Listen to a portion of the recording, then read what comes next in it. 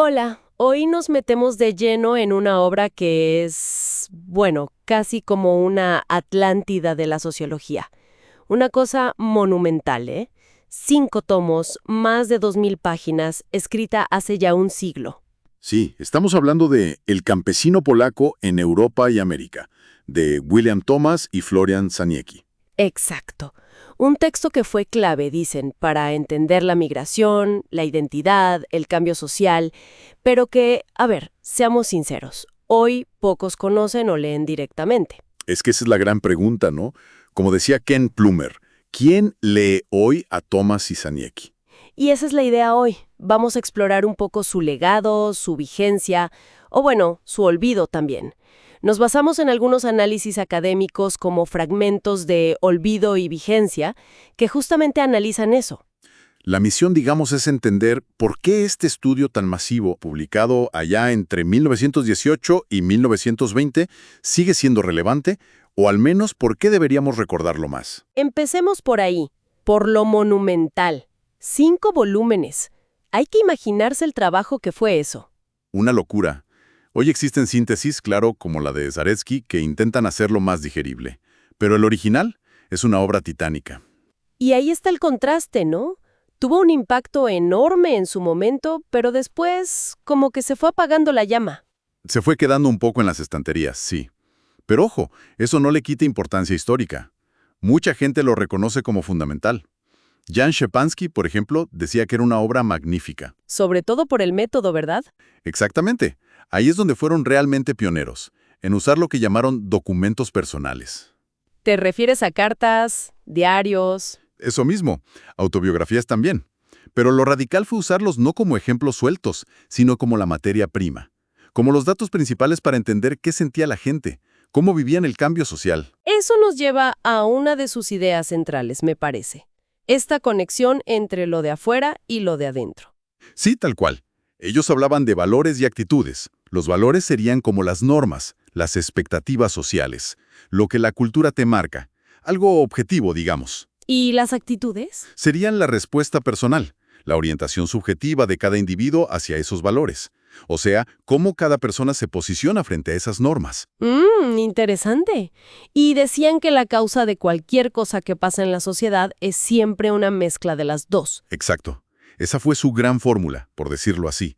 La causa de un fenómeno social siempre es la combinación de una manifestación social, o sea, un valor, y una individual, una actitud. Y eso lo aplicaron a los inmigrantes polacos. Claro. Veían cómo cambiaban no solo las circunstancias externas al llegar a América, nuevos valores culturales, sino también cómo los propios inmigrantes cambiaban su forma de ver el mundo, sus actitudes, al enfrentarse a esa nueva realidad y al recordar la vieja. Es como esa tensión que vive cualquier persona que migra, ¿no? Entre mantener lo suyo y adaptarse a lo nuevo. Justamente, ellos le pusieron nombre y método a esa tensión hace más de 100 años. Fíjate que esto fue clave para tender un puente. ¿Un puente entre qué? Entre la sociología de Durkheim, que miraba más las estructuras, lo colectivo. Y la psicología de Gabriel Tarde, que se enfocaba más en lo individual, la imitación. Eso es. Thomas y Saniecki se pusieron en el medio diciendo, necesitamos mirar las dos cosas juntas. Y ahí ayudaron a dar forma a lo que hoy llamamos psicología social. Y todo esto, volviendo al método, basándose en cartas de campesinos polacos. Sí, sí. Buscaban entender el significado que la migración tenía para ellos. No solo cuántos eran o dónde trabajaban, sino qué sentían, qué pensaban, cómo lo vivían. Ir más allá del número. Me imagino que eso generó debate, usar cartas como prueba científica. Claro, hubo críticas fuertes. Herbert Blumer, por ejemplo, que fue alumno de Thomas, cuestionó si esas historias personales realmente demostraban las teorías que ellos proponían. Era un tema de rigor metodológico. La eterna discusión sobre la subjetividad en ciencias sociales. Tal cual. Pero también hubo defensas muy interesantes. Daniel Bertouk decía que a veces el objetivo no es tanto probar como en la física, sino comprender en profundidad la experiencia humana. Entiendo. Como que la biografía, la historia personal, te permite ver algo que los datos duros no capturan. Exacto. Y como dice Bonal, citado en los textos, La biografía te muestra esa doble dialéctica, cómo la sociedad te forma, pero también cómo tú vives y le das sentido a esa sociedad desde adentro. Ves lo macro en lo micro. Entonces esta obra no fue solo sobre migración polaca y cartas. Dejó más huella. Uy, sí, muchísima. Ayudaron a fundar la sociología urbana, analizando cómo se formaban y a veces se desorganizaban las comunidades inmigrantes en las ciudades. ¿Lo de la desorganización social? No. Otro concepto de ellos. Sí, y también la desorganización personal. Cómo el cambio rápido podía afectar tanto a la comunidad como al individuo. Además, definieron conceptos como actitud y valor que la psicología social adoptó y sigue usando. ¿Y también está lo de la definición de la situación? Fundamental. La idea de que no reaccionamos a la realidad objetiva, sino a cómo la interpretamos, a cómo la definimos nosotros. Actuamos según lo que creemos que está pasando. Todo esto suena muy... Escuela de Chicago. Ese enfoque en los problemas reales, en la vida urbana, en el significado que la gente le da a las cosas. Totalmente. Thomas fue una figura central de la Escuela de Chicago. Ellos fueron precursores de enfoques como el interaccionismo simbólico, la etnometodología, corrientes que ponen el foco en la interacción cara a cara y en el significado. O sea, una visión más humana, quizás, frente a otras corrientes como el conductismo, que veían al ser humano de forma más mecánica. Exacto. Reivindicaron el papel de la conciencia, del propósito, de la interpretación en la acción social. No somos solo respuesta a estímulos. Volviendo un poco al tema central de la migración en la obra.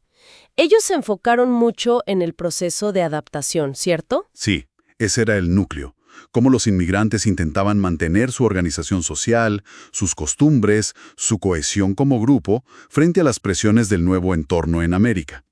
Y cómo a veces eso llevaba a la desorganización o a nuevas formas de organización. Querían entender el mecanismo detrás de eso. Precisamente, analizar esa interacción constante entre las actitudes que traían, los valores de su cultura de origen y los nuevos valores y presiones que encontraban. Aunque, bueno, también se les ha criticado, ¿no? Por quizás no darle tanta importancia a los factores económicos, estructurales. Sí, gente como Franco Ferrarotti señaló eso, que quizás se centraron mucho en lo cultural y actitudinal y menos en las condiciones materiales, la explotación laboral, etc. Es una crítica válida. Pero su foco estaba en esa dinámica interna y cultural del proceso migratorio. Ahí estuvo su gran aporte en ese tema. Y fíjate que, como señala Camas Baena en uno de los textos, esos desafíos de adaptación, de integración, de tensión entre culturas, siguen siendo totalmente actuales. Los problemas de la migración no han desaparecido, ni mucho menos.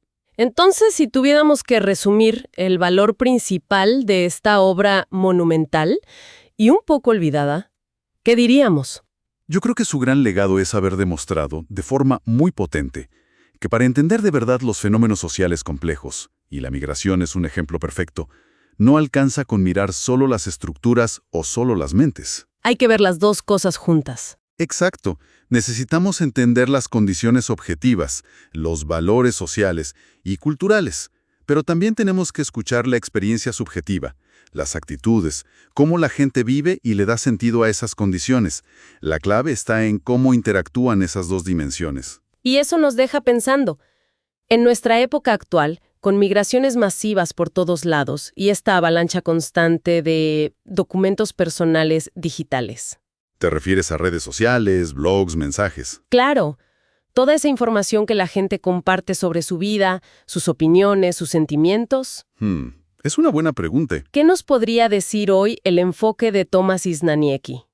¿Podría esa atención que ellos pusieron en las actitudes, en los valores, en cómo la gente define la situación, ayudarnos a entender las experiencias migratorias actuales de una forma que los análisis más fríos, de puros datos o estructuras, a veces se pierden? Es una reflexión interesante, cómo esas historias individuales, ahora multiplicadas en el mundo digital, siguen tejiendo y siendo tejidas por las grandes fuerzas sociales. Da para pensar, ¿no? Definitivamente. Queda la pregunta abierta.